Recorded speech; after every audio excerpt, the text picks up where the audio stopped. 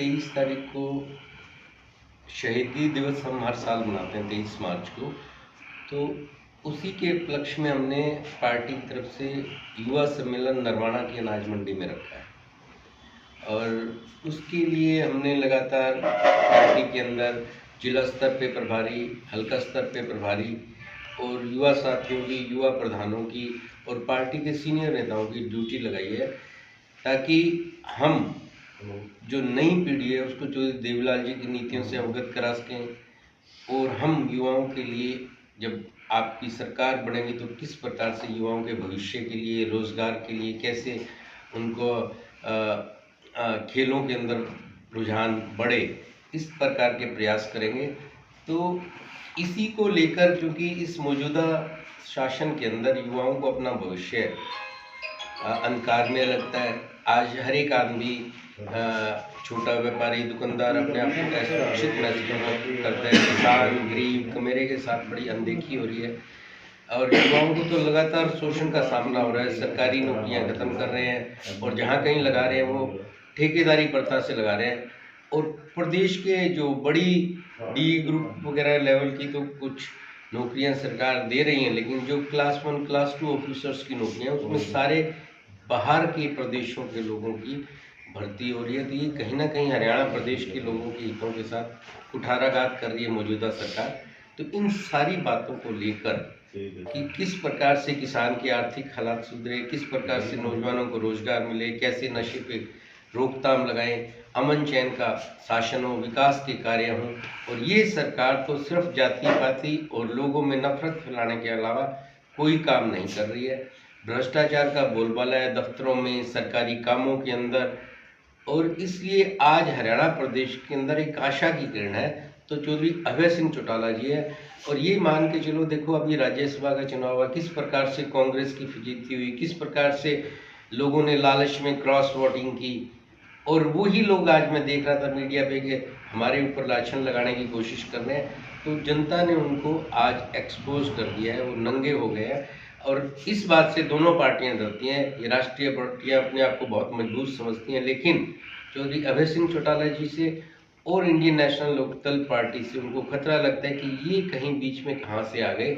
इन्होंने, चौधरी अभय सिंह चौटाला जी ने इतनी मेहनत की कि आज इस बात की चर्चा है कि इंडियन नेशनल लोकदल पार्टी ऐसी पार्टी है जो जनता के हित की लड़ाई लड़ सकती है। और चौधरी अभय सिंह चौटाला जी जब प्रदेश के मुख्यमंत्री बनेंगे तभी यहाँ पर अमन चैन का शासन होगा। सम्मेलन में कितनी की संख्या में लोगों को पहुंचने की उम्मीद है जी? हमने जो नज़दीक हल्के हैं उनमें से कम एक हल्के से 3000 के आसपास युवा पहुंचेंगे और पूरे जो कहीं दूर है वहाँ पे 2 से 2500 तक का टारगेट हमने लगाया है। और पर हमें जोश युवाओं का, पार्टी के साथियों का देख के लगता है कि हम अपने टारगेट से आगे निकल जाएंगे। स्थानीय विधायक हैं जी, पहले भी उनका काफ़ी नाम सुर्खियों में है, जैसे सिटी कांड है, अभी वो चर्चा में, क्या कहेंगे जिसमें? देखो, अब ये तो जनता को सोचना चाहिए कि उनको किस प्रकार का अपना प्रतिनिधि चुनना है। और कहीं ना कहीं हमारे में भी कमी ये होती है कि हम गलत लोगों का साथ दे देते हैं।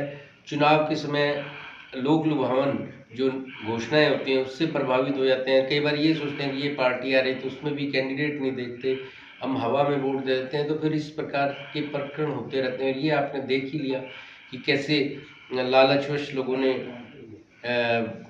जो क्रॉस वोटिंग की और जो लोग हमारे पे लाछन लगाते थे आज वो जनता के बीच में बेनकाब हो गए, चाहे भारतीय जनता पार्टी हो चाहे कांग्रेस पार्टी। आने वाले समय में अन्य लोग अपने जो चुनाव लड़ेगी या गठबंधन करेगी जी? हम अपने आप को इतना सक्षम बना रहे हैं कि हमारे पास आएंगे कि आप हमारे से समझौता करो। हम किसी से जनता के हितों को लेके समझौता नहीं करेंगे। हम तो जनता के हितों की लड़ाई लड़ रहे हैं। और हम चाहे सत्ता से भी इतने टाइम दूर रहे, लेकिन हमारे पार्टी के, हमारे नेताओं के, हमारे कार्यकर्ताओं के सबके हौसले बुलंद हैं, क्योंकि हमारी लड़ाई एक न्याय की लड़ाई है, अन्याय के खिलाफ। और इसीलिए शहीदी दिवस के दिन हमने इस न्याय, जो युवा सम्मेलन कर रहे हैं, इस अन्याय के खिलाफ लड़ाई लड़ने का फैसला किया। इस बारे में तो हम चौधरी अभय सिंह चौटाला ने बहुत बढ़िया फैसला लेके शहीद भगत सिंह और तीनों ही राजगुरु सुखदेव सब जो शहीदों का सम्मान करने के लिए और चौधरी देवीलाल की नीतियों के बारे में युवा को बताने के लिए हमारे नेताओं ने वहाँ पर भी शहीद क्या होते हैं, क्या करते हैं और कैसे उनका नाम है, उनको कैसे सम्मान दिया जाता है, ये पार्टी का बहुत बड़ा उपराला है। और युवा वर्ग को जितने भी ज़्यादा से ज़्यादा जो हमें टारगेट दिया गया है, हम जिले में उससे कम नहीं रहने देंगे और टॉप में आएगा रतिया। बड़े काफिले के साथ जाओगे फतेहाबाद से जी सम्मेलन में? बड़े काफिले तो आएंगे ही, सरसा से भी आएंगे, इधर से भी आएंगे, लेकिन हमारा फर्ज है कि हम वहाँ पहुँचेंगे और ज़्यादा से ज़्यादा सबको कहा है भाई ज़्यादा से ज़्यादा युवा जो जितने हैं प्रेर के वहाँ लेके चलो।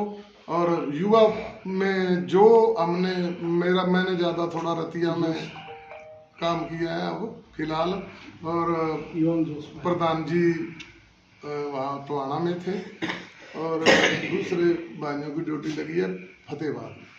तो हम तीनों हल्कों को घर घर जाके गांव गांव जाके सारे लोगों से बात की है, तो लोगों में बहुत बढ़िया जोश है।